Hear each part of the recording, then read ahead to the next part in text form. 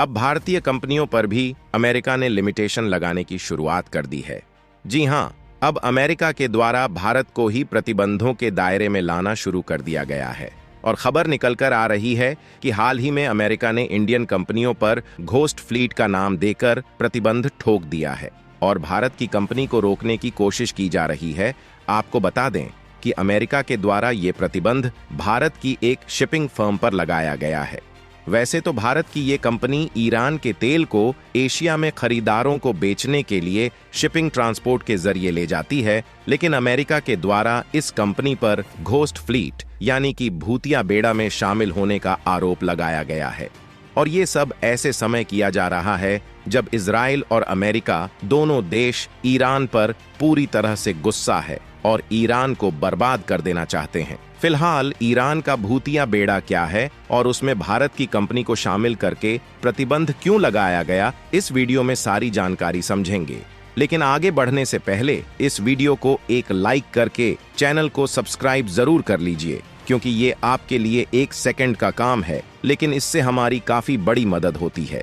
ये खबर आपको आसानी से समझ में आए, इसलिए आप हमारी बातों पर ध्यान दीजिए। दरअसल भारत के संबंध ईरान और इजराइल दोनों देशों के साथ अच्छे हैं, इसलिए इजराइल और ईरान दोनों के साथ भारत का व्यापार काफी अच्छे से होता है।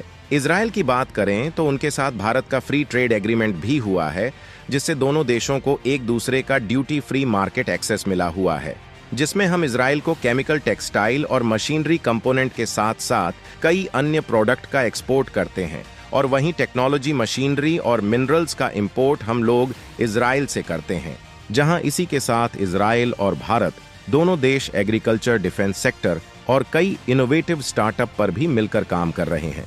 और ईरान की बात करें तो ये भारत का नज़दीकी देश होने के कारण उनके साथ हमारा बहुत ही घनिष्ठ संबंध है, जिसमें सबसे बड़ी बात है कि ईरान का जो चाबहार पोर्ट है उस पर भारत का कंट्रोल है और ईरान के इसी चाबहार बंदरगाह का इस्तेमाल करके ईरान में सामानों का इंपोर्ट और एक्सपोर्ट तो किया ही जाता है, साथ ही हम यूरोपीय और कई मिडिल ईस्ट देशों के साथ व्यापार करते हैं। और देखा जाए तो भारत के द्वारा ईरान को चावल, चाय और मसाले के साथ साथ कुछ मेडिकल और अन्य प्रोडक्ट भी एक्सपोर्ट किए जाते हैं, लेकिन जो हमारा ईरान से इंपोर्ट है वो इस समय बहुत ही कम हो चुका है, जबकि साल 2018 के पहले तक ईरान से हमारा इंपोर्ट भी काफी ज्यादा था, क्योंकि उस समय हम ईरान से कच्चा तेल खरीदते थे।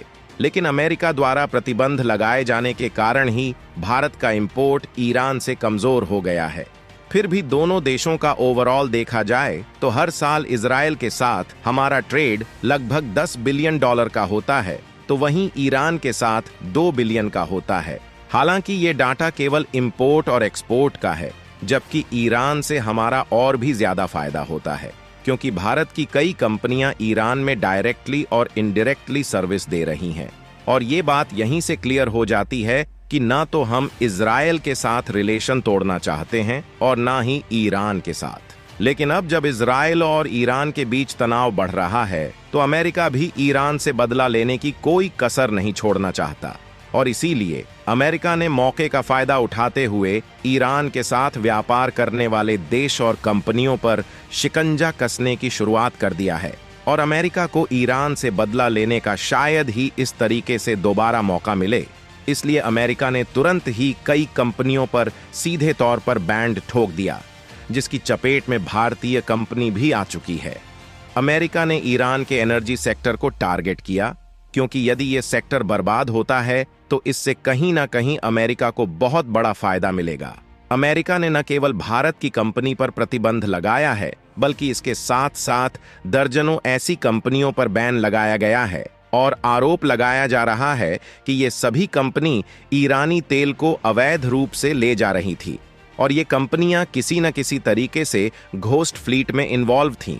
वैसे तो ये कंपनियां कथित तौर पर ईरानी तेल को एशिया में खरीदारों को बेचने के लिए ले जाती हैं, और भारत की जिस कंपनी पर अमेरिका ने आरोप लगाया उस कंपनी का नाम है गब्बारो शिप सर्विसेज, जो कि आमतौर पर कच्चे तेल के टैंकर हॉर्नेट के जरिए ईरानी पेट्रोलियम के ट्रांसपोर्टेशन में शामिल थी, और ये एशियाई देशों में इसी के माध्यम से तेल की सप्लाई करती है। लेकिन अमेरिका के द्वारा आरोप लगाया जा रहा है कि भारत की ये कंपनी घोस्ट फ्लीट का हिस्सा है और उसमें शामिल है। लेकिन अब सवाल खड़ा होता है कि आखिरकार घोस्ट फ्लीट क्या है। तो इसके लिए आपको बता दें कि ईरान की घोस्ट फ्लीट ऐसे जहाजों का एक समूह है जो कि खुफिया तरीके से ईरानी तेल को एक जगह से दूसरी जगह ले जाने के लिए इस्तेमाल किए जाते हैं।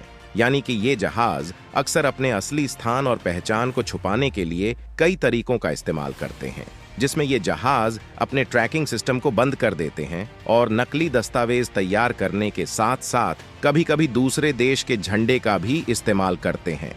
अमेरिका ने जिन पर प्रतिबंध लगाया है, इसमें 10 कंपनियों और 17 वेसल्स शामिल है जो कि अवैध काम कर रही थीं।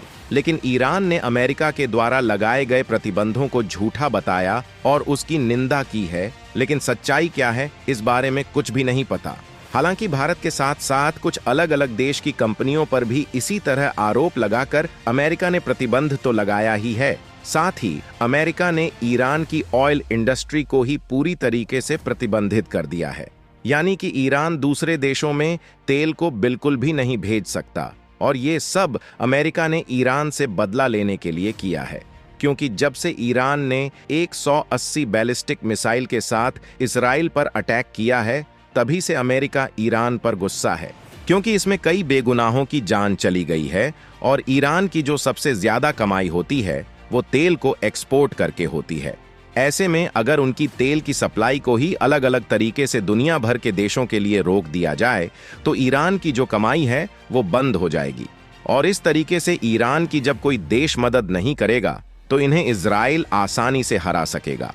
और साथ ही अमेरिका का ईरान के प्रति एक दूसरा बदला भी पूरा हो जाएगा, क्योंकि ईरान की जो ऑयल इंडस्ट्री है, इससे अमेरिका काफी ज्यादा परेशान है, क्योंकि वो चाहते हैं कि उनका तेल व्यापार अच्छे से चले। लेकिन ईरान के द्वारा सस्ते दामों में कच्चा तेल बेच देने के कारण अभी तक अच्छे से नहीं चल पा रहा था। और जब अमेरिका ने पूरी तरह से प्रतिबंध लगा दिया है तो ये अमेरिका के लिए कहीं ना कहीं एक पॉजिटिव पॉइंट बनने जा रहा है। यहाँ तक कि ईरान के खिलाफ इजराइल का सपोर्ट करने के लिए अमेरिका इस हद तक उतर चुका है कि इन्होंने इजराइल में थर्ड मिसाइल डिफेंस सिस्टम भेजने का फैसला ले लिया है। और अब जल्द ही इनके द्वारा third air defence system Israel को भेजा जाएगा। ये S-400 डिफेंस सिस्टम की तरह काम करता है, लेकिन उससे कहीं ज्यादा शक्तिशाली है और ये बैलिस्टिक मिसाइल को भी मारकर गिरा सकती है।